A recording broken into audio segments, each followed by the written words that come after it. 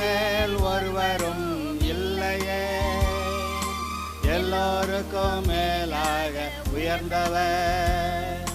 உமக்கு மேல் ஒருவரும் இல்லையே. அல்லேலூயா, அல்லேலூயா, அல்லேலூயா, ஆமென். அல்லேலூயா, அல்லேலூயா, அல்லேலூயா, ஆமென்.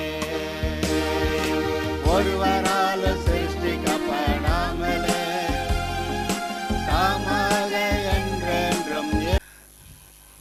அடிக்கடி ஏதாவது புதுசாக சொல்கிற மாதிரியும் கர்த்தர் கொடுக்குறார். கேட்போமாக. நாம் அறிவில் வளர வேண்டும், தேவனை பற்றிய அறிவில் வளர வேண்டும். அநேகருக்கு உலக அறிவு இருக்கிறது, உலக அனுபவம் இருக்கிறது. ஆனால் தேவனை பற்றிய அறிவு குறைவாக இருக்கிறது. சமயத்தில் மறந்துடுது, புரியாமல் போகுது. அது எல்லாவற்றுக்கும் காரணம் நாம் தேவனை அறியக்கூடாதபடி தடையாய் நம்முடைய மனதிலே இருக்கக்கூடிய அந்த ஒரு சக்தி. அதாவது கண்ணிருந்து காணாமலும் காதிருந்து கேளாமலும் இருதயத்தில் உணர்ந்து குணப்படாமலும் அப்படின்னு இயேசு சொல்கிறாரே, அது என்னது? கண் இருக்கான், பார்க்க மாட்டேங்குதான். காது இருக்கான், கேட்க மாட்டேங்குதான். இருதயம் இருக்குதான், உணர மாட்டேங்குதான். அது எப்படி நடக்கிறது என்று கேட்டால், இந்த பூமியில் தேவனுக்கு விரோதியாக இருக்கிற, நாம் தேவனுடைய பிள்ளையாக இருக்கிறதுனால நமக்கும் விரோதியாக இருக்கிற பொல்லாத தீய ஆவிகள் கிரியை செய்கின்றன. அது ஏதோ, அதாவது அந்த காலங்களில் கிராமங்களில் சமயத்தில் பெண்கள் வந்து பேய் பிடிச்சி இப்படி ஆட்டிகிட்டே இருப்பாங்க. அதை விரட்ட போகிறவன் என்னமோ சொல்லி விரட்டுவான். எனக்கு இதெல்லாம் கொடுத்தா தான் போவேங்கும்.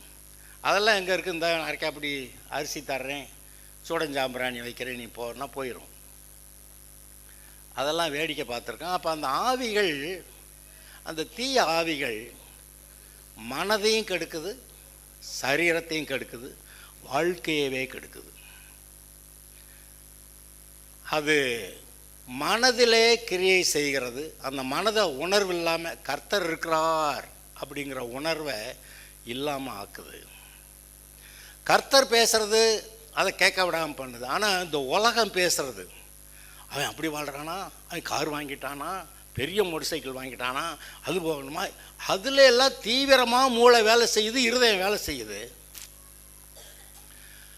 ஆனால் கர்த்தருடைய சிருஷ்டித்தவர், நம்முடைய சிருஷ்டிகர்த்தா, நம்மை உண்டாக்கினவர், நமக்காக உயிரே கொடுத்து பாவங்களை போக்குகிறேன் என்று பரிகாரம் செய்தவர், அவரை பற்றி யோசிக்கிறதுக்கு மனசு வரமாட்டேங்குது. அதை பற்றி சொன்னால் கூட மனசு தூங்குது, மனசு தூங்குது, உணர்வில்லாமல் தூங்குது. பிரசங்கத்தப்போ கூட காது கேட்டால் கூட மனசு தூங்குது, அப்புறம் கண்ணும் தூங்கிடும். இந்த மனசு தூங்குறது தான் உணர்வில்லாத இருதயம் அப்படின்னு பைபிள் சொல்லுது. கர்த்தர் வந்து முன்னாடி நிற்கிறாரு, தெரியலை அவங்களுக்கு. இப்போது இந்த பைபிள் ஏன் எழுதி வந்துச்சுன்னு சொல்கிறேன். நமக்கு தேவனை அறிகிற அறிவை கொடுக்கறதுக்காக வந்தது உண்மைதான். ஆனால் பைபிள் இல்லாமே ஆரம்பத்தில் ஆதாமுக்கு ஒரு பைபிளும் தேவையாக இருக்கல. அவனுக்கு தேவனை தெரியும், அவர் எப்படிப்பட்டவர்னு தெரியும், அவனுக்கு என்ன வேலை கொடுத்தாருன்னு தெரியும். ஒரு நல்ல வேலை கொடுத்துருந்தார். பிசாசை கட்டி அடக்கி போட்டுட்டு இந்த பூமி முழுவதையுமே ஏதேன் தோட்டம் போல் பரலோகம் போல் மாற்று, அப்படி ஒரு வேலையை கொடுத்துருந்தாரு. வேலைக்கு சம்பளம் எப்பவும் இருக்கும்ல, நீங்கள் வேலை பார்த்தா சம்பளம் கிடைக்குதுல்ல. அப்படி அவர் கொடுத்த வேலையை செஞ்சால் அவர் எவ்வளோ பெரிய சம்பளம் கொடுப்பார். இன்றைக்கு நம்முடைய இந்த விழுந்து போன உலகத்தில், பாவ உலகத்தில் கூட கவர்மெண்ட் வேலையில் இருந்தால் கொஞ்சம் சம்பளம் நிறையா கிடைக்குது. அந்த வேலையில் இருக்கவங்களுக்கு தான் கிம்பளமும் கிடைக்குது. ஆனால் ப்ரைவேட்டில் வேலை பார்க்குறவங்களுக்கு சம்பளம் குறைச்சி. அதுக்கு ரொம்ப பாடுபட்டு அந்த வேலை செஞ்சு சம்பாதிக்கணும். ஆனால் கர்த்தருக்கு வேலை செஞ்சால் நீங்கள் செய்கிற வேலைக்கு நீங்கள் நினைக்கிறதுக்கும் எதிர்பார்க்கறதுக்கும் அதிகமான ஒரு பெரிய பலனை கர்த்தர் வைத்திருக்கிறார். இந்த பூமியிலேயே இருக்குது, நீங்கள் பரலோகம் போகும்போது அங்கே இருக்குது. ஆதலால் நாம் கர்த்தருக்காக வாழ பழக வேண்டும். இருதயத்திலே உணர்வுள்ளவர்களாக இருக்க வேண்டும். எப்போது கர்த்தர் நம்மோட கூட இருக்கிறது நமக்கு தெரியணும். என்ன பாஸ்டர், நமக்கு உள்ளே இருக்கிறது கூட தெரிய மாட்டேங்குது, கர்த்தர் நமக்குள்ளே தான் இருக்கிறாருன்னு கூட தெரிய மாட்டேங்குது. ஆனால் புரியுது கர்த்தர் கூட இருக்கிறாரா, ஆமாம் இருக்கிறாரு, அது தெரியுது, ஆனால் உணர முடியல பாஸ்டர். உணர்கிற இருதயம் தேவை. உணர்வில்லாத இருதயம் இருளடைந்துன்னா பிசாசு வந்து குடியிருக்க ஆரம்பிச்சிருது அப்படின்னு. சிலர் ரொம்ப கோவக்காரராக இருப்பான், மூக்கு மேலே கோவம் வருதும்பாங்க, அந்த கோவப்படுத்துகிற பிசாசு அவன்கிட்ட குடியிருக்குது. சிலர் கெட்ட வார்த்தை பேசுவாங்க, கெட்ட வார்த்தை பேச வைக்கிற அந்த ஆவி உள்ளுக்க இருக்குது. எடுத்ததுக்கெல்லாம் போய் சொல்லுவேன், அந்த பொய்யை ஊதுகிற ஆவி அவனுக்குள்ளே இருக்குது. பெருந்தேனிக்காரன், எல்லாரையும் பெருந்தேனிக்காரன், நிறையா சாப்பிட்டா பெருந்தேனிக்காரன் சொல்கிறானா, ஆனால் சிலருக்கு பெருந்தேனிக்காரன்னு பேர் வரும். அப்போ அந்த பெருந்தேனியாக செய்ய வைக்கிற அப்படி அந்த புத்தி, அதாவது குடிகாரன்னு 4 நாளாக குடித்தாங்க, அவன் குடிகாரன்னா நிச்சயம் கிடையாது. ஆனால் குடியை விட முடியலன்றானே, அவன் குடிகாரன் தான். அப்படியாக எப்படி அநேக ஆவிகள் நம்முடைய மனதிலே கிரியை செய்து அதற்கேற்ற ஒரு குணத்தை நம்மிடத்தில் உண்டாக்க பார்க்கிறது பாருங்கள். அப்போ நம்முடைய இருதயத்தை தேவனுக்காக உணர்வுள்ளதாக வைத்திருக்கும் போது ஒழுங்காக பைபிள் படித்து ஆண்டவரே ஸ்தோத்திரம்னு சொல்லி ஒரு ஜெபம், கர்த்தருக்காக மனதார பாடி.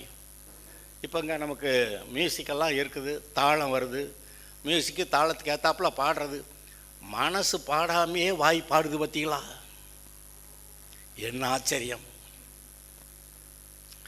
ஆனால் கர்த்தர் கேட்குறாரு, ஆவியோடும் உண்மையோடும் மனதார பாடணும். நீங்கள் ஜெபம் பண்ணும்போது கூட ஆரம்ப கட்டங்களில் சில வார்த்தைகளை சொல்லி மனப்பாடமாக ஆரம்பித்து அப்புறம் ஏதோ சொல்லி ஜெபம் பண்ணி முடிப்போம். அது ஆரம்பத்துக்கு அது பிரயோஜனமாக இருக்கலாம். ஆனால் ஏற்கனவே மனப்பாடம் பண்ணி வச்ச ஜெபத்தை சொல்கிறதுக்கு பேர் ஏறக்குறைய மந்திரம்தான். ஜெபம்னா என்னது? நீங்கள் அவரை பார்க்கணும், உங்கள் இருதயத்தில் இருக்கிறத நீங்கள் அவர்கிட்ட பேசணும்.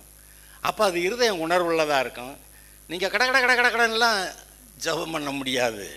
மனதில் உங்கள் இருதயத்தில் இருக்கிறத பார்த்து அவர் என்ன கவனிக்கிறாரா கேட்குறாரா இல்லைன்னு பார்த்துக்கிட்டே, எப்படி நீங்கள் ஒரு மனுஷர்கிட்ட பேசுகிற போது கவனிக்கிறாங்களா இல்லையான்னு பார்க்குறீங்களோ, அதே போல் அவர் கவனிக்கிறாரா இல்லையா அதை நீங்கள் பார்த்து உணர்ந்து கரெக்டாக. அப்போ ஜெபமெல்லாம் நிதானமாக போகுது. அந்த உணர்வுள்ள இருதயம் நமக்கு தேவை. அது கர்த்தர் விஷயத்தில் மாத்திரம், மற்ற உலகத்துல எல்லாம் பற்றி கவலை இல்லை, அது பாட்டுக்கு வேலை பார்க்குது. கர்த்தருடைய விஷயத்தில் மாத்திரம் கண்ணிருந்து காணாமல் காதிருந்து கேளாமல் இருதயத்தில் உணர்ந்து குணப்படாமல் அப்படி செய்கிற ஆவிகள் நமக்குள்ளே இருக்கிறதே. நமக்குள்ளேன்னா யார் பாஸ்டர் கூட இல்லைன்னு நினைக்காதீங்க. நான் உங்களுக்கு கொஞ்சம் விவரத்தை சொல்கிறதுக்காக, உங்களை உற்சாகப்படுத்துறதுக்காக சொல்கிறேன். என்கிட்டே வந்து ஆவி வேலை செய்யுது. நான் சொல்கிறேன், உங்கள்கிட்ட இருக்கிறத விட என்கிட்ட அதிகமாக வந்து மோதி பார்க்குது. ஏன்னா இவனை ஒருத்தனை போட்டு தள்ளிட்டா ஒட்டுமொத்தமாக ஒரு சபையை போட்டு தள்ளிடலாம். ஆனால் நான் சொல்லுவேன், நான் உங்கள் எல்லார காட்டிலும் நாங்கள் நீண்ட தூரம் எங்களுடைய கிறிஸ்தவ வாழ்க்கையில் அந்த விசுவாச போராட்டத்தில் நாங்கள் தாண்டி வந்திருக்கிறோம்னு சொல்லுவேன். நீங்கள் உங்களுடைய வாழ்க்கைக்குரிய பிரச்சனைகளை எங்கள்கிட்ட சொன்னீங்கன்னா பைபிளில் இருந்து கர்த்தர் சொல்லுகிற சரியான பதிலை உங்களுக்கு சொல்லுவோம். ஏதோ தெரிஞ்சது தெரியலன்னு இல்லை, ஓரளவுக்கு இந்த பைபிளை வாசிச்சிருக்கேன், புரிஞ்சிருக்கிறேன். நம்முடைய வாழ்க்கையில் இருக்கக்கூடிய எல்லா பிரச்சனைகளுக்கும் பதில் இதில் எழுதியிருக்கிறாரே, அதை நான் சரியாக சொல்லுவேன்னு எனக்கு தைரியம் இருக்கிறது. நான் சொல்லுவேன், ஆண்டவரே என்கிட்ட வேறு ஒன்றும் இல்லை ஆண்டவரே, ஆனால் உம்முடைய வசனம் இருக்கு என்கிட்ட, கர்த்தருடைய வார்த்தை இருக்கு என்கிட்ட, ஒவ்வொரு சூழ்நிலைகளையும் நீர் என்ன சொல்லுவீரோ அதை உம்முடைய வார்த்தைகளை கேட்டு உம்முடைய இருதயத்தை உணர்ந்து நீர் என்ன பேசுகிறீர் என்று கண்டு அந்த வார்த்தைகளை எனக்கும் நான் வைத்துக்கொள்ள முடியும், வருகிற கேட்கிறவர்களுக்கும் நான் அதை சொல்ல முடியும். கர்த்தருடைய வார்த்தை எனக்குள்ளே இருக்குது ஆண்டவரே அப்படின்னு நான் சொல்லிக்கிறேன். பல சமயத்தில் என்னையவே சொல்லி நான் தேத்திக்கிற வேண்டியிருக்கு. ஏன்னா என்கிட்ட ஒன்றும் இல்லை, நான் என்னத்தை செஞ்சேன், ஒன்றத்தை சாதித்தேன், ஒன்றும் இல்லை அப்படின்னு என் மனசுக்குள்ளே பிசாசு போட்டு ஒன்றும் இல்லைன்னு சொல்கிற போது என்கிட்ட ஒன்றும் இல்லைதான், வேறு என்னமும் இல்லைதான். ஆனால் என்கிட்ட ஒன்று இருக்குது, கர்த்தர் இருக்கிறார், அவருடைய வசனம் எனக்குள்ளே இருக்குது. நான் அதை சொல்லுவேன், கர்த்தாவே உம்முடைய வசனம் என்கிட்ட இருக்குது. யார் என்ன கேட்டாலும் கர்த்தருடைய வசனத்தை அவங்களுடைய நிலைமைக்கு கரெக்டாக என்ன சூழ்நிலைன்னு சொன்னாங்கன்னா அவர்களுடைய நிலைமைக்கேற்ற வசனத்தை கரெக்டாக சொல்லுவேன் அப்படின்னு நான் கர்த்தர்கிட்ட நான் சொல்லிக்கிறேன். ஏன் அவருக்கு தெரியாதாக்கு? இது என்னை தேற்றிக் கொள்வதற்கு.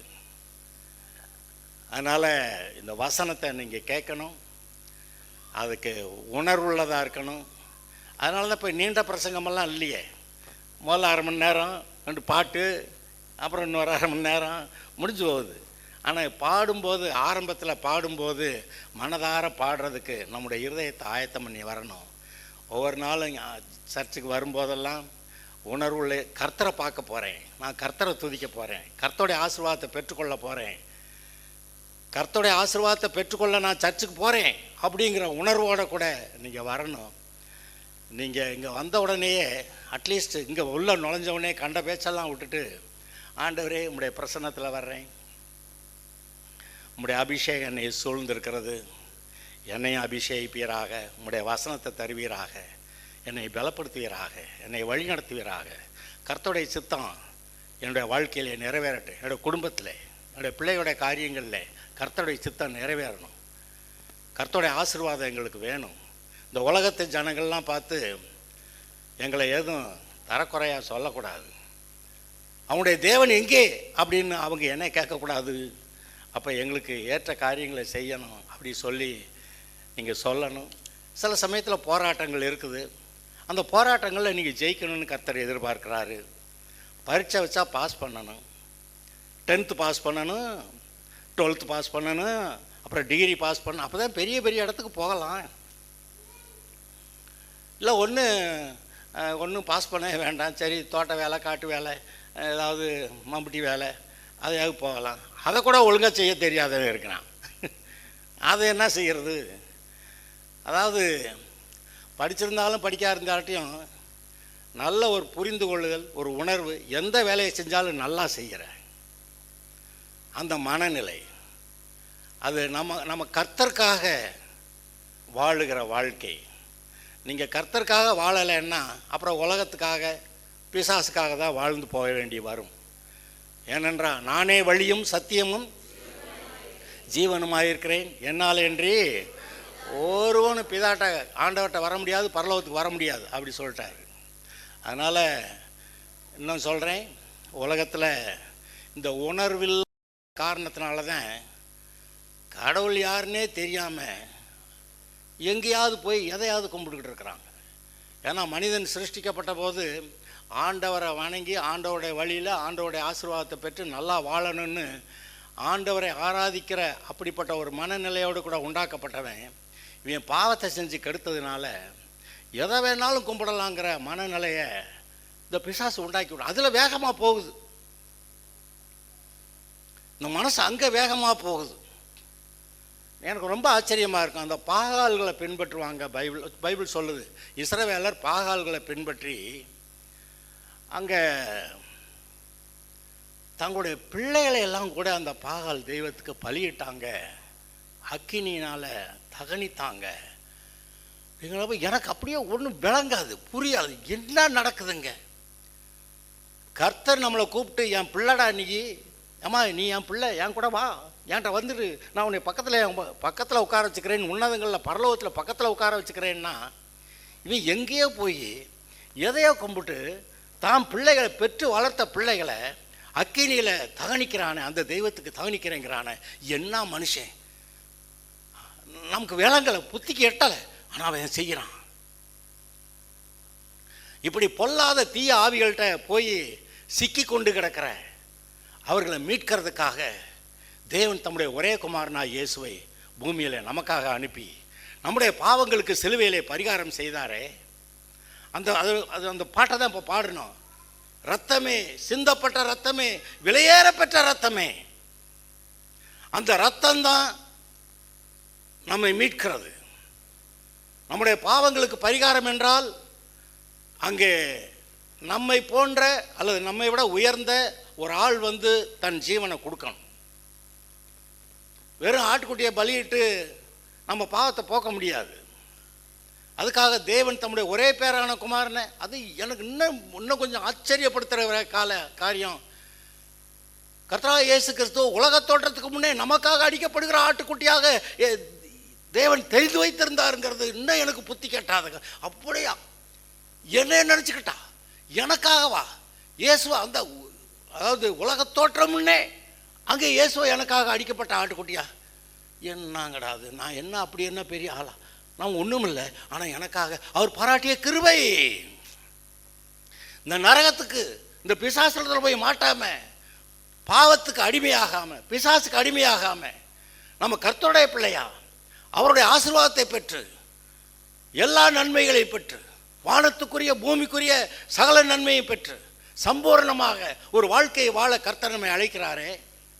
ராஜாவாக ஒரு வாழ்க்கை, ராஜா ராணியாக அப்படிப்பட்ட ஒரு வாழ்க்கையை கொடுக்க அழைக்கிறாரே, அதற்கு நாம் வர வேண்டும். அதில் இப்போ எல்லோரும் நல்லா படித்தா நல்ல வேலைக்கு அல்லது ஹையர் கிளாஸஸ் போகிற மாதிரி நம்முடைய இருதயத்தில் கர்த்தரை அறிகிற அறிவிலே நாம் வளருவதற்கு ஒரு ஆசை நமக்கு இருக்கணும். பைபிளை வாசிக்கணும். இந்த பைபிள் வந்து தேவனை பற்றி நமக்கு எழுதி கொடுத்துருக்கிற ஒரு புஸ்தகம். ஒரு விதத்தில் இது ஸ்கிரிப்சர், வேதம். ஒரு விதத்தில் இது ஒரு வரலாற்று புஸ்தகம். ஆதியில் மனுஷனை உண்டாக்குனதுலேருந்து இன்னைக்கு வரைக்கும் என்ன நடந்துச்சு அப்படிங்கிறத இந்த பைபிள் வரலாற்றாகவும் சொல்லுது. இது ஒரு நல்ல போதனை கொடுக்கக்கூடிய புஸ்தகம். நீங்கள் எப்படிப்பட்ட நல்ல வாழ்க்கையை வாழலாம் அப்படின்னு போதிக்கிற புஸ்தகம். இதை நீங்கள் வாசிச்சிங்கன்னா தேவனை அறிகிற அறிவில் வளருவீங்க. உங்களுக்குள்ள பரிசுத்தம் பெருகும், அசுத்தம் அல்ல, பரிசுத்தம் பெருகும், நற்கிரியைகள் வரும், நல்ல ஒரு மாரல் ஸ்டாண்டர்ட் நீங்கள் உங்களுக்குள்ள வச்சுருப்பீங்க. மற்ற உலகத்தாரை பார்க்கும்போது நீங்கள் நல்ல உன்னதமான உயர்ந்த பரிசுத்த நீதியான அப்படிப்பட்ட ஒரு வாழ்க்கையை நீங்கள் வாழ்கிறது உங்களுக்கு தெரியும். அதை நீங்கள் வாழலாம். அதற்காக அழைக்கப்படுகிறீர்கள். வீட்லேயும் டெய்லி பைபிள் வாசிக்கணும், ஜெபம் பண்ணணும். எனக்கு தெரியும் ஒவ்வொருத்தட்டையும் கர்த்தர் பேசுகிறாரு, ஆனால் பேசுகிறத கேட்டு கவனிச்சாங்களா இல்லையாங்கிறது அவங்கவுங்க பாடு.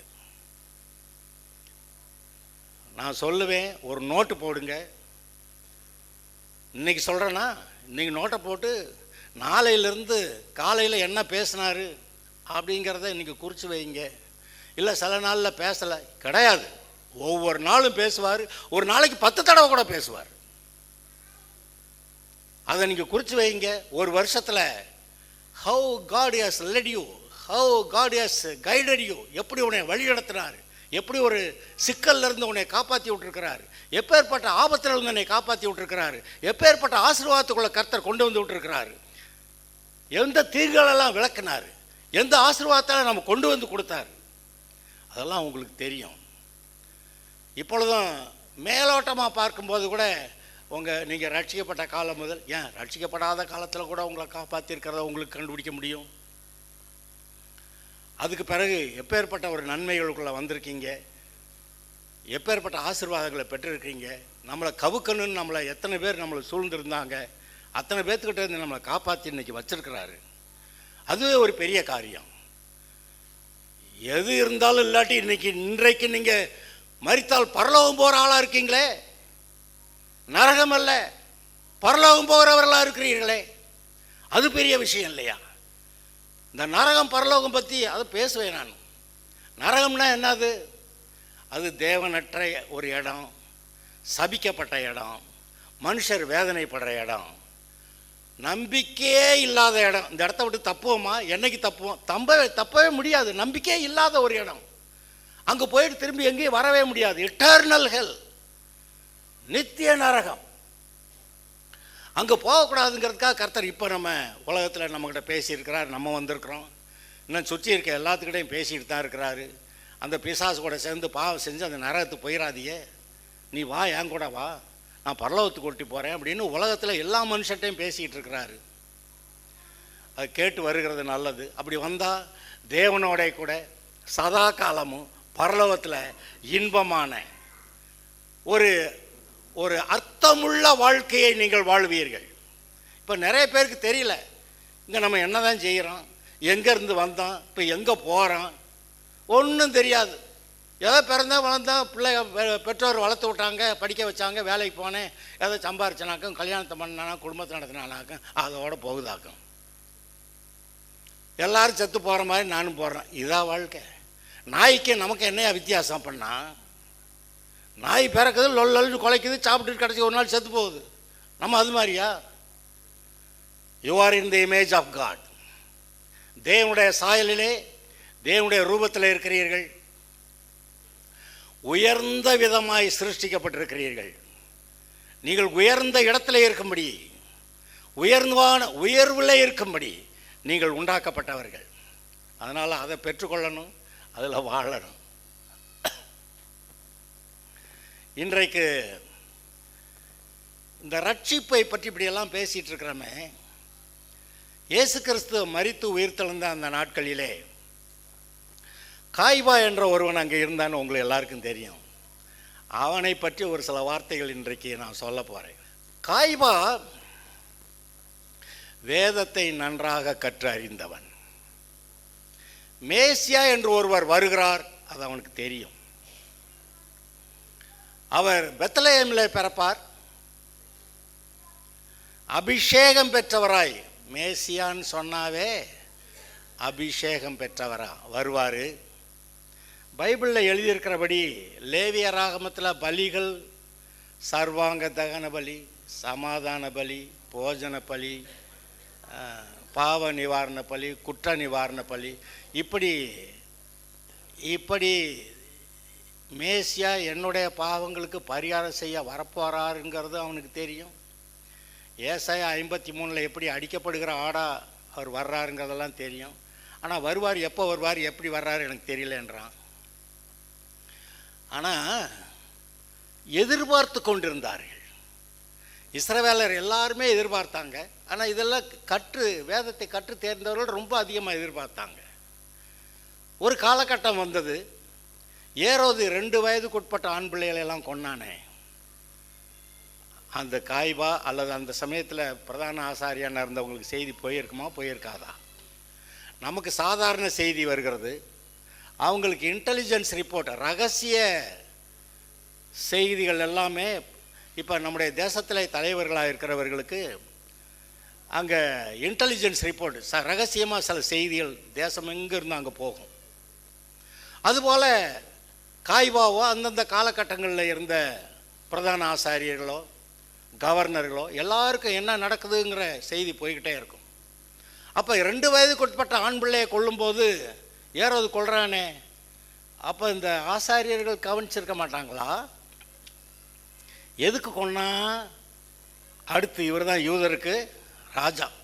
அப்போவே அந்த ஏரோது பயந்த காரியம் வேற, இந்த பிரதான ஆசாரிகள் பயப்படுற காரியம் வேற. அப்போ வர்றாரா, நான் பார்க்கணும் அப்படின்னு அந்த எதிர்பார்ப்போடு இருந்திருப்பாங்க.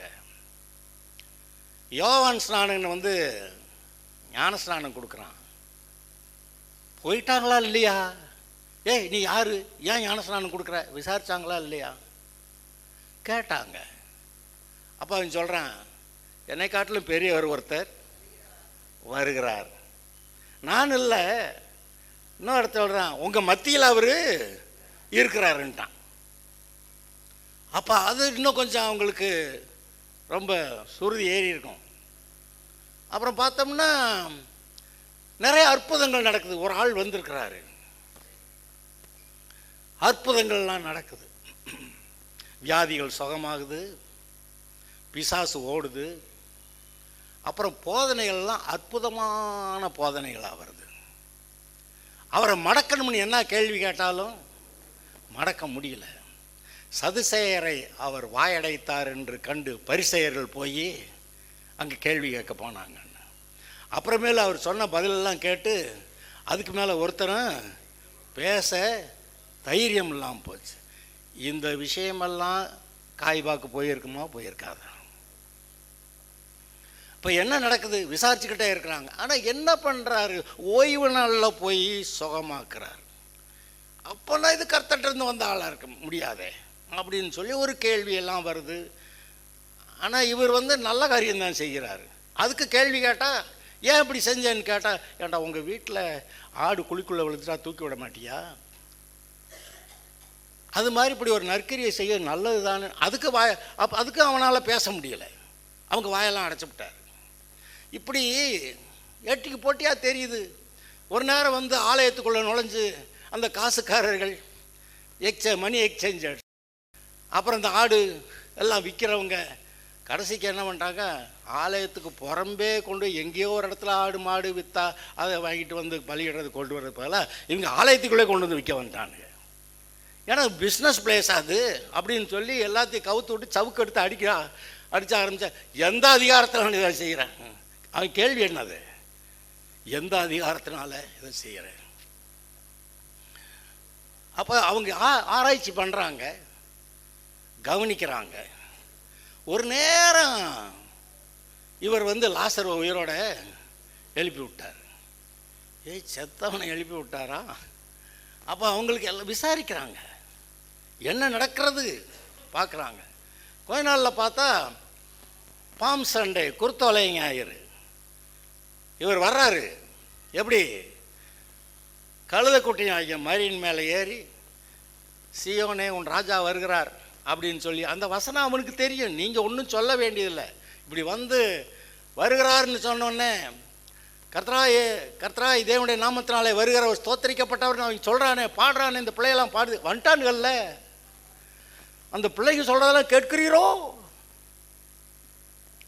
இந்த பிள்ளைய சொல்லலைன்னா அந்த கல்லுகளே கூப்பிடும். அப்படின்னா என்ன சொல்கிறாரு? நான் தான் ராஜா, நான் தான் மேசியா, இந்த வர்றேன் அப்படின்னு சொல்கிறத. அப்போ அந்த விஷயமும் காய்பா வாயராவுக்கு போயிருக்காதா? அந்த ஒரு வார காலத்தில் அங்கே நடந்த அற்புதங்கள் அது எல்லாவற்றையும் கேட்குறாங்க. டெய்லி ரிப்போர்ட் போய்கிட்டே இருக்கும், இப்படி நடக்குதா அப்படின்னு. அப்போ கடைசிக்கு காய்பா சொல்லிடுறான், இந்த உலக ஜனங்களெல்லாம் இந்த மாதிரி இந்த ஒரு மனுஷன் பின்னாடி போகுதே, இந்த ஜனங்களெல்லாம் இந்த இயேசுநாதர்கிட்ட பின்னாடி போயிட்டா, இந்த ரோமர்கள்லாம் நம்மளை தள்ளி விட்டுட்டு, அதிகாரத்துலேருந்து தள்ளி விட்டு கடைசிக்கு வேறு யாராவது போட்டுருவாங்களே அப்படின்னு சொல்லி இப்போ இயேசுவை காலி பண்ணணும். எல்லாருக்கும் பதிலாக ஒரு மனுஷன் சாகிறது நலம் என்று நீங்கள் என்னாது இருக்கிறீர்களா அப்படின்னு ஒரு கேள்வியை கேட்க. ஆனால் அவனுடைய இருதயத்தில் எவ்வளோ போராட்டம் இருந்திருக்குது. அவன் விசாரிக்கிறான், இப்படியான்னு விசாரிக்கிறான். ஆனால் அவனுடைய இருதயத்தில் இருக்கக்கூடிய பெருமையும், அவனுடைய இருதயத்தில் இருக்க சுய நீதியும் அந்த இயேசுவை பார்க்க விடாமல் அவனுடைய கண்ணை மூடிடுச்சு. கடைசிக்கு பார்த்தா சிலுவையில் இவரை கூப்பிட்டு விசாரித்தா, நேரடியாக கூப்பிட்டு விசாரிக்கிறான், ஒன்றும் பேசலை. கடைசியில் கர்த்தராய் தேவனுடைய நாமத்தினால கேட்குறேன், நீ ஜீவனுள்ள தேவனுடைய குமாரனான்னு கேட்டா நீ சொல்கிற மாதிரி தான். அதுக்கு அப்போ அவனுக்கு கோபம், வஸ்திரத்தை கிழிச்சுக்கிட்டு, இனி நமக்கு சாட்சிகள் வேண்டுவது என்ன? அப்போ இவரை கொலை செய்யணும்னா நம்ம கொலை செய்ய முடியாது, பிலாத்துக்கிட்ட தான் கொண்டு போய் விடணும். அப்போ பிலாத்து தான் நமக்கு இந்த ஆர்டர் கொடுக்கணும். கொண்டு போய் விட்டு என்னென்னமோ பேசி ஆர்டர் வாங்கிட்டானுங்க, சாதிச்சிட்டாங்க. பொய் சாட்சி மற்ற என்னெல்லாமோ செஞ்சு பிலாத்துவே பயமுறுத்தி, நீ ஏசோ தனக்கு யூதருக்கு ராஜான்னு சொல்கிறவனை நீ கொல்லலைன்னா நீ ராயனுக்கு சிநேகிதன் அல்ல, நாங்கள் இங்கேருந்து அங்கே போட்டு கொடுத்துருவோம் அப்படின்னோடனே வேறு வழி இல்லாமல் பிலாத்து இவனை இயேசுவை கொலை செய்கிறதுக்கு அனுமதிக்கிறான். அதையும் அந்த காய்பா வகைற எல்லாருக்கும் தெரியும். பிறகு சிலுவைக்கு போனது, அவர் அடி வாங்கினது, சிலுவைக்கு போனது, அங்கே போய் அவர் சிலுவையில் அரைஞ்சது, அந்த வஸ்திரங்களை பங்கிட்டார்கள், சீட்டு போட்டார்கள்ங்கிறது, அது எல்லாவற்றையும் பைபிளில் அவங்க வாசிச்சிருக்கிறாங்க. என்னெல்லாம் இப்படியே நடக்குது, அந்த பைபிளில் சொல்லியிருக்கிறதெல்லாம் இந்த ஆளுடைய வாழ்க்கையில் நடக்குது. சொல்லப்பட்ட தீர்க்க தரிசனம்லாம் இந்த இயேசுநாதருடைய வாழ்க்கையில் நடக்குது. அப்படின்னு சொல்லி ரொம்ப ஆச்சரியப்பட்டுக்கிட்டே இருக்கிற சமயத்தில் அங்கே சிலுவையில் இருக்கும்போது பெரிய அந்தகாரம் உண்டாகிறது, நிலநடுக்கம் உண்டாகிறது, பூமி அசைகிறது. அங்கே அவர் அந்த 7 வார்த்தைகளை பேசுகிறாரு. அங்கே வேறு யார் இருந்தாலும் இல்லாட்டியும் இயேசுவோட தாய் மரியாள், யோவான், இன்னும் கொஞ்சம் பேர் இருக்கிறாங்க, பெண்கள் இருக்கிறாங்க, அந்த ரோம சோல்ஜர்ஸ் இருக்கிறாங்க, அந்த ரோம தளபதி ஒருத்தன் அங்கே இருக்கிறான். அவன் ஒரு நேரம் சொல்லிடுறான், மெய்யாகவே இவர் தேவனுடைய குமாரன் அப்படின்னு சொல்லிவிட்டாங்க. கடைசிக்கு விசாரணையில் இந்த பிலாத்து கூப்பிட்டு விசாரிச்சிருக்கிறான். இந்த காய்பா அவங்களெல்லாம் கூப்பிட்டு என்னன்னு கேட்டுருந்துருக்கிறான். அவங்கெல்லாம் சொல்லியிருக்காங்க, ஆமையா அவர் மெய்யாகவே தேவனுடைய குமாரன் சொல்லியிருந்திருக்கிறான். அந்தகாரம் சூழ்ந்தது, பூமி நடுக்க பூமி அதிர்ச்சி உண்டானது. அதெல்லாம் பார்க்கும்போது திரைச்சீலை 2ஆய் கிழிஞ்சிருச்சு. அவன் மற்றெல்லாம் தற்செயலாக நடந்ததுன்னு கூட சொல்லிக்கலாம். பூமி அதிர்ச்சி வந்துச்சுங்க, அந்தகாரம் வந்துச்சுங்க, அதெல்லாம் கூட தற்செயல்னு சொல்லிக்கலாம். ஆனால் ஆலயத்தில் இந்த திரைச்சீலை மேலிருந்து கீழே 2ஆக கிழிஞ்சிருச்சே. இதை எந்த இடத்துல போய் சொல்லி என்ன அர்த்தத்தை சொல்லி நம்மை நாமே சமாதானப்படுத்திக்கிறது? அந்த அந்த காய்பா எல்லாத்துக்கும் ஒரு சமாதானம், ஒரு பதில் தேடி இருப்பானா இல்லையா? தேடுனாங்க. 10ஆவதுக்கு 3 நாள் கழிச்சு இயேசு உயிர் தெழுந்துட்டாருன்னு வந்து சொல்கிறாங்க. 500 பேருக்கு மேலே ஒரு தடவை வந்து காட்டினாருன்னு. அதனால் வந்து ஒவ்வொரு நாள் ஆமாம் நான் பார்த்தேன், இயேசுனாரை பார்த்தேன்றான். பேதுரு யோவான்லாம் கூப்பிட்டு விசாரிச்சா ஆமாம் அப்படின்னு தைரியமாக பேசுகிறேன். ஏன் அன்றைக்கி பயந்துக்கிட்டு கிடந்தவன் இன்றைக்கி இப்படி பேசுகிறாங்க அப்படின்னு பார்க்குறாங்க. அப்புறம் பார்த்தா இயேசுவை பின்பற்றுகிறவங்கள கூட்டம் அதிகமாகிக்கிட்டே போகுது. இயேசுவை பற்றி பேசக்கூடாதுன்னா அவன் தைரியமாக பேசுகிறான். உன் பேச்சை கேட்குறதா கர்த்தர் பேச்சை கேட்குறதா? தைரியமாக பேசுகிறான். இதையெல்லாம் கேட்டுட்டு அப்படியே பலவிதமான யோசனைகள் இருந்தபோது ஒரு நாள் கர்த்தர் காய்பாக்கு தரிசனமானாராம். இது பைபிள் இல்லை, ஆனால் அந்த வரலாற்று ஆசிரியர்கள் சில காரியங்களை எழுதி வச்சிருக்கிறாங்க. புதிய ஏற்பாட்டுக்கும் பழைய ஏற்பாட்டுக்கு இடையில் ஒரு 400 வருஷம். அப்போ உண்மையான தேவனுடைய தீர்க்கதரிசிகள் இல்லை, அதனால் அந்த காலங்களில் சொல்லப்படலை. அந்த காலங்களில் கிரேக்க நாடு வந்து இஸ்ரவேலர் ஆண்டு இருக்கிறாங்க, அது பைபிளில் சொல்லப்படலை. ரோமர்கள் வந்து எப்படி இஸ்ரவேலை பிடிச்சாங்கங்கிறது சொல்லப்படலை. ஆனால் இயேசு கிறிஸ்து பிறக்கும்போது ரோமருடைய சாம்ராஜ்யத்தில் பிறக்கிறாரு. அப்போ நடுவில் இருந்த 400 வருஷ காலகட்டங்களில் நல்ல தீர்க்கதரிசிகள் இல்லை, அதனால் பைபிள் இல்லை. அதனால் இந்த பைபிள் நான் வரலாற்று புஸ்தகம்னு சொன்னேனே, இந்த இடப்பட்டது 400 வருஷத்துக்கான வரலாறு இதில் இல்லை. அது நம்ம மற்ற செக்குலர் ஹிஸ்டரி புஸ்தகத்துக்கள்லாம் தேட வேண்டியிருக்கு. அப்படி தேடி பார்த்தாக்க இந்த மாதிரி சில விவரங்கள் வருகின்றன. பிலாத்து ரொம்ப யோசித்து பார்த்துட்டு எல்லா விவரத்தையும் கலெக்ட் பண்ணி அங்கே ராயருக்கு லெட்டர் எழுதுறானா. இங்கே இந்த மாதிரி ஒரு பெரிய சம்பவம் நடந்து போச்சு, மரித்த ஒருத்தர் உயிரோட எழுந்துட்டாருன்னு எல்லாரும் சொல்கிறாங்க. நான் தான் விசாரித்தேன், அவர்கிட்ட ஒரு குற்றமும் நான் காணலை. அவர் சொல்லியிருந்தாராம், ராயனுக்கு கொடுக்குறத ராயனுக்கு கொடு, கர்த்தர் கொடுக்குறத கர்த்தர் கொடுன்னு சொல்லியிருந்தாராம். அப்போ வரி கட்டுறதுல எல்லாம் அவங்களுக்கெல்லாம் பிரச்சனை இல்லை, அவர் தன்னுடைய ராஜ்யம்னு சொல்கிறாங்க. அந்த ஆள் சொல்லிட்டாரு, என்னுடைய ராஜ்யம் இந்த உலகத்துக்குரியது அல்லன்ட்டார். அப்போ எனக்கு திட்டமாக தெரிஞ்சிருச்சு, இந்த ஆள் நம்ம ராஜ்யத்துக்கு விரோதமாக எதிராக இல்லை அப்படின்னு நான் விட்டலான்னு பார்த்தேன். இவங்க தான் போட்டு என்னை அலட்டி சிலுவையில் அறைய வச்சுட்டானுங்க. ஏதோ அமைதியாக இருக்கணுங்கிறதுக்காக நான் இந்த மாதிரி செஞ்சேன்னு சொல்லி அங்கே அந்த ராயனுக்கு ரிப்போர்ட் எழுதுறானா. அவன் வருஷத்துக்கு ஒரு தடவை அல்லது முக்கியமான சமயத்தில் இங்கேருந்து ரிப்போர்ட் எழுதணும். அப்படி எழுதுகிற போது அது எழுதியிருக்கிறானா, அந்த இயேசுவை நான் விசாரித்தனே, பார்க்க சாந்த சொரூபியாக இருந்தார், அவர் ஒரு குற்றமும் இல்லாத ஆள், எனக்கு நல்லா தெரிஞ்சிச்சு அப்படின்னு அவன் எழுதுறானா. காய்பா சொல்கிறானா, அந்த தரிசனத்தை கண்டுட்டு அவர் என் மேலே கோபமாக இல்லை, என் மேலே இறக்கப்பட்டு நீ உன் சூழ்நிலைக்கு இப்படி நீ பண்ணிட்ட, நான் தான் ஆனால் மேசியா, அடிக்கப்படுகிற கடைசி ஆடு நான் தான், நான் அடிக்கப்பட்ட பிறகு வேறு ஆடு அடிக்கிறது சரிப்படாது. நான் தான் வந்தேன் உடைய பாவங்களுக்கு பரிகாரம் செய்ய. ஆனால் பிதாவுடைய சித்தத்தின்படி நான் அடிக்கப்படணுங்கிறதுக்காக அந்த எல்லாம் நீங்கள் வந்து செஞ்சுட்ட. ஆனால் நீ ரட்சிக்கப்படுறது நல்லது அப்படின்னு சொல்லி சாந்தமாக அன்பாக அவருடைய பார்வையே ரொம்ப பிரியமாக இருக்கிறது அப்படின்னு சொல்லி இவன் காய்பா சொன்னானா. எப்போ இவ்வளோ பிரச்சனையெல்லாம் ஆகிப்போச்சுன்னு சொல்லி இந்த தரிசனம் வந்த உடனேயே எமர்ஜென்சி மீட்டிங், அந்த விசாரணை அந்த கமிட்டியை கூட்டு அப்படின்னு சொல்லி 70 பேர் சங்கம், என்ன சங்கம், சனகரிப் சங்கம், அதை கூட்டி அதிலெல்லாம் போய் சொல்லி, ஐயா எனக்கு ஒன்றும் நல்லா இல்லை, நானே மேசியாவை கொலை செய்கிறதுக்கு காரணமாக இருந்தேன்னு நினைக்கிற போது நான் வந்து எல்லாம் சரின்னு தான் நினச்சிக்கிட்டு செஞ்சேன். ஆனால் அப்படி நான் சரின்னு நினச்சது கூட தப்புன்னா ஐ ஆம் ரியலி ராங். நான் வந்து அதை அறியாமையில் நான் அப்படி செஞ்சிட்டேன். ஆனால் அது அப்படி உண்மைனாக்க நான் இந்த சனகரிப் சங்கத்தில் தலைவனாக பிரதான ஆசாரியனாக இருக்கிறது எனக்கு மனசு திருப்தியாக இல்லை. நான் மேசியாவை கொண்டுட்டேனேன்னு என்னோடய மனசு தாங்கலை. நான் என்னை சமாதானப்படுத்திக்கிறதுக்கு இந்த பைபிளில் இந்த வசனம் அந்த வசனமெல்லாம் சொல்லி பார்த்தேன், என்னை சமாதானப்படுத்த முயற்சி பண்ணினேன். ஆனால் என் மனசு சமாதானமே ஆக மாட்டேங்குது. குற்ற உணர்வு நான் அப்படியே கடந்து உருண்டுட்டு கிடக்கிறேன், என்னால் தூங்க முடியல என்று சொல்லி அந்த சனகரிப் சங்கத்தில் சொல்லிட்டு, இதுக்கு மேலே நான் இந்த போஸ்ட்டில் இருக்க முடியாது, நான் ரிசைன் பண்ணுறேன் அப்படின்னு சொல்லிட்டு ரிசைன் பண்ணிட்டானா. அவனுடைய மனவேதனை ஆக்சுவலாக அந்த தரிசனம் உண்டான போது கதவெல்லாம் பூட்டி இருந்துச்சான்.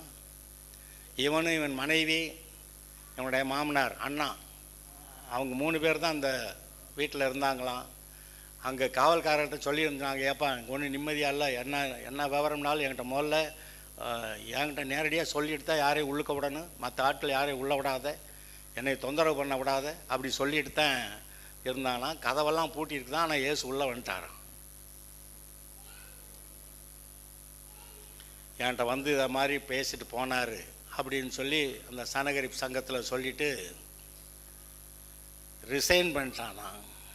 நான் இந்த மாதிரி மேசியாவே கொலை செய்யறதுக்கு நான் தான் காரணக்கர்த்தாவாக இருந்துட்டு நான் இந்த வேலையை செய்ய முடியாது.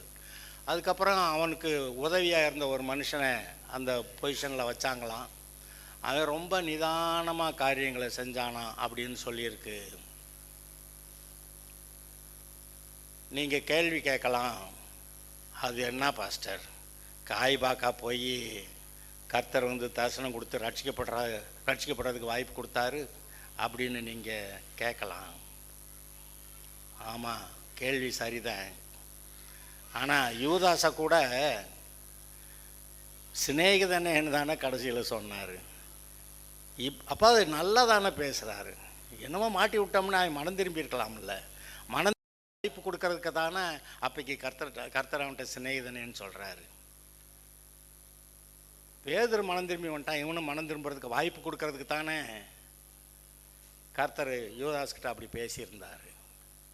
அதே போல் சபையை துன்பப்படுத்தி எல்லாரையும் பிடிச்சி நியாயசங்கத்தில் விசாரித்து ஜெயிலில் போட்டு அடித்து பின்னி எடுத்து ஸ்தேவானை கொலை செஞ்சு இன்னும் சீரிய தேசத்தில் இருக்க விசுவாசிகளையும் பிடிச்சி இழுத்துட்டு வர்றேன் அப்படின்ட்டு போய் அப்படி போகிறவனை, சபைக்கு விரோதமாக இருக்கிறவனை, இயேசுவுக்கு விரோதமாக இருக்கிறவனை, கர்த்தருடைய ராஜ்யத்துக்கு விரோதமாக இருக்கிற அந்த பவுலை கர்த்தர் சந்திச்சாரா சந்திக்கலையா? நமக்கு ஆச்சரியமாக இருக்குது. அது எப்படி நீ துன்பப்படுத்துகிற இயேசு நானேங்கிறாரு? முள்ளில் உதைக்கிறது உனக்கு கடினமாங்கிறாரு. அப்போ தடால்னு விழுந்து, ஐயா ஆண்டவரே நான் என்ன செய்யணும்? சரி போ, அந்த நேர்த்தருவில் போய் அங்கே அனனியாக இருப்பான், போய் பாரு, உனக்கெல்லாம் நடக்கும். போயிட்டான், கண்ணு போயிடுச்சு. அவன் ஜெபம் பண்ணானா அப்போ தான் செதில்கள் போல் கீழே விழுந்துச்சான், கண்ணு திறந்துச்சான். இவனுக்கே ஷாக் ஆகி, ஒழுங்காக பைபிள் படித்து வச்சுருந்தேன், ஆனால் கிறுக்கு வாக்கில் என்னமோ நினச்சிக்கிட்டு எனக்கு போதிச்சவங்கெல்லாம் என்னமோ போதிச்சு விட்டாங்கன்னா அதை கேட்டுக்கிட்டு நான் இந்த சபைக்கு விரோதமாக கர்த்தருக்கு விரோதமாக இருந்து தொலைச்சிட்டேனேன்னு சொல்லி அப்படியே ஷாக் ஆகி, இந்த இயேசுதான் அந்த மேசியா, இந்த இயேசுதான் பைபிளில் சொல்லியிருக்கிற மேசியா அப்படின்னு பிரசங்க ஆரம்பித்தானா. அப்புறம் கொஞ்ச நாள் அவனுக்கு என்னமோ ஆகிப்போச்சு. பேசாமல் அரபி தேசத்தில் போய் 3 வருஷம் இருந்தேங்கிறான். எது? இந்த பைபிளில் இப்படியெல்லாம் நம்ம படித்தோம் இதெல்லாம், ஆனால் இப்போ அர்த்தம் வேறு வேறையா தெரியுது. அப்போக்கி அர்த்தம் வேறு மாதிரி இருந்துச்சு, இப்போ அர்த்தம் வேறு மாதிரி இருக்குது. அப்படியே பார்த்து கடைசியில் அவன் என்ன சொல்கிறான், வேற எந்த அப்போஸ்தலர் சீஷர்கள் எனக்கு அந்த சுவிசேஷத்தை அறிவிக்கலை, கர்த்தராகிய இயேசுவே எனக்கு அதை அறிவித்தாருங்கிறான். அப்போ அப்படி வந்தால் இந்த பவுலை சந்தித்து அவனை ரட்சிப்புக்குள்ளே நடத்தின கர்த்தர் இந்த கைவாவை சந்திச்சிருப்பாரா இல்லையா?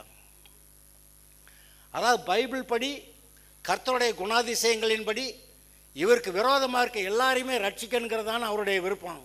சிலுவையில் இருந்த ஒருத்தன் ரட்சிக்கப்படுறேன்னா அப்போவே ரட்சிக்கப்படுறேன், இன்று என்னோடு கூட பரதேசில் இருப்பான், இன்னொருத்தனை வந்திருந்தாக்கா அவனும் பரதேசம் போயிருப்பானா இல்லையா? அப்போ எல்லாரும் ரட்சிக்கப்படுவதற்கு ஒரு ஆள் விடாமல் எனக்கு எப்பேற்பட்ட விரோதியாக இருந்தால் கூட அவன் ரட்சிக்கப்படுறதுக்கு நான் அவனுக்காக நிற்கிறேன் அப்படின்னு சொல்லக்கூடிய மனநிலையோட கூட இயேசு இருந்தாருங்கிறத இந்த காய்பாவும் கண்டுபிடிக்கிறதுக்காக நான் யோசிப்பேன், ஏன் ஆண்டவரே இந்த தாவீது இந்த பாவத்தை பண்ணி தொலைச்சானே, இதை பைபிளில் எழுதாமல் இருந்தால் நல்லா இருக்கும்ல ஆண்டவரே அப்படின்னு கேட்டால் பரிசுத்த வேதாகமா இப்படியெல்லாம் எழுதி வச்சிருக்கிறீங்க ஆண்டவரேன்னா, டேய் இது மாதிரி ஆளுங்க இருக்காங்கடாங்க, இவனை நான் மறுபடி அவனை மன்னிச்சு மனந்தினால மன்னிச்சு ஏற்றுக்கிட்டதை எல்லாருக்கும் தெரியணும், அதனால் எழுதி வச்சுருக்கேன்டான்னு சொல்லுவார். அதுபோல் எல்லாரும் ரட்சிக்கப்படுவதற்கு எவ்வளவாய் தேவனுக்கு விரோதமாக இந்த ஆட்கள் இருந்தாலும் அவர்கள் ரட்சிக்கப்படுவதற்கு கர்த்தர் ஆயத்தமாக இருக்கிறார், செயல்படுகிறார். இன்றைக்கு இந்த உலகத்தில் இப்போ நான் ஆரம்பத்தில் எப்படி ஆரம்பித்தேன், உலக ஜனங்கள் கண்ணிருந்து காணாமல் காதிருந்து கேளாமல் இருதயத்தில் உணர்ந்து குணப்படாமல், அதாவது உணர்வில்லாத இருதயம், கர்த்தர் இருக்கிறாருன்னு தெரியலை, கர்த்தரே முன்னாடி என்ன கூட கர்த்தருதுன்னு தெரியலை. அதனால் கர்த்தர் இவனுக்கு கண்ணு போச்சு எழுதியாவது கொடு அப்படின்னு பைபிள் எழுதி கொடுத்தார், இல்லாட்டி பைபிளே கிடையாது. இப்படி எழுதி கொடுத்து இவனுக்குள்ளே எப்படியாவது உணர்வை உண்டாக்கி வாசிக்க வச்சு பாட்டு பாட வச்சு பிரசங்கம் பண்ணி எப்படியாவது தேவனை பற்றிய அறிவு உணர்வு, அவரை பார்க்கிற கண்கள், அவருடைய வார்த்தைகளை கேட்கிற காதுகள், அவரை உணர்ந்து கொள்ளக்கூடிய ஒரு இருதயம் அது உண்டாகட்டும்னு இதெல்லாம் கொடுத்துருக்கிறாரு. அதை நாம் பெற்றுக்கொள்ள வேண்டும். அந்த உணர்வில்லாத இருதயம் எங்கே கொண்டு போய் விட்டுறது, மற்ற காரியங்களில் முக்கியத்துவம் கொடுத்து இன்னைக்கு ரட்சிக்கப்படாத எல்லாருக்குள்ளும் ஒரு முக்கியமான ஒரு விஷயம் இருக்கு, சொல்கிறேன், பெருமை. ரட்சிக்கப்படாத எல்லாருக்குள்ளும் ஒரு பெருமை, அப்புறம் ஒரு சுயநீதி. இந்த ரெண்டும் ரட்சிக்கப்பட, அது எந்த மதத்தவனாக இருந்தாலும் சரி, எந்த நாட்டுக்காரனாக இருந்தாலும் சரி, எந்த ஜாதி ஜனமாக இருந்தாலும் சரி, ரட்சிக்கப்படாத எல்லாருக்குள்ளும் ஒரு பெருமை இருக்கிறது, ஒரு சுயநீதி. எங்கள் வழக்கம் என்னன்னா ஆரம்பிச்சிடுவான் பாருங்க, அவன்கிட்ட நம்ம பேசவே முடியாது, அவனுக்கு ஒரு சுயநீதி இருக்கு. அதை தான் பார்த்து பவுல் யோசிக்கிறான், என்னடா இவங்க கர்த்தரை, நானும் பைபிளை படித்தேன் எனக்கு விளங்கலை, இங்கே இந்த பைபிளை படித்து இஸ்ரவேலர் எல்லாரும் பைபிள் படித்து வச்சுருக்கிறாங்க, அவங்க ஒருத்தருக்குமே விளங்கலைன்னா எப்படி விளங்காமல் போச்சுன்னு அவன் ஆராய்ச்சி பண்ணியிருக்கான்.